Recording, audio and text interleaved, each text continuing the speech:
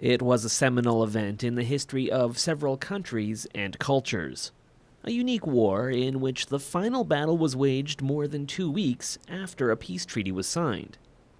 There are several lasting legacies from the War of 1812, even if some of the names have become well known for the wrong reason. Most people assume that she is related to the chocolate company, so most people know the name, maybe don't know so much about her. She was in her 80s when they finally recognized her for her contribution to the war effort, so it's kind of interesting how people can be forgotten and then remembered from the history books. The Diefenbaker Canada Centre is hosting an exhibition on loan from the Canadian War Museum, looking at the causes and impact of the War of 1812. One of the most significant results may be something that didn't happen. So for Canadians, we like to think of it as the time that we didn't become American.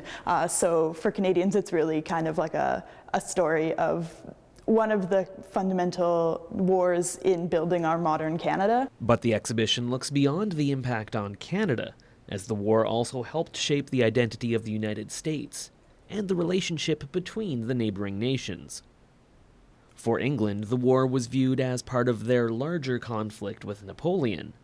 But perhaps the greatest impact was on their allies since the early 1700s, the Dakota people. And that continued throughout the War of 1812. They were asked by Colonel Robert Dixon to contribute to the war effort, and they happily participated alongside their British allies. So bringing that story here to the museum and being able to tell that to the wider community as a part of kind of a larger 1812 story, I think is really cool. The center partnered with the Whitecap Dakota First Nation to help tell the story of the role of the Dakota people in the war, contributions which were only formally recognized in 2012.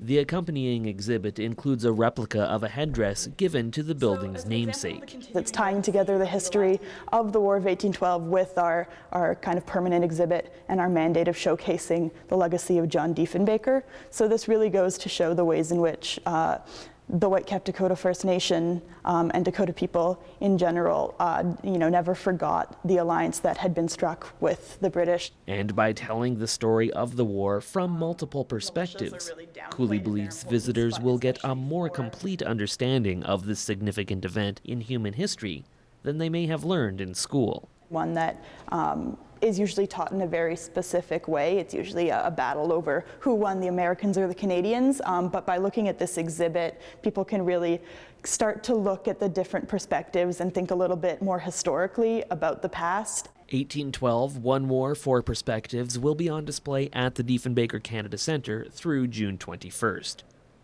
For Go Saskatoon, I'm Simon Hyatt.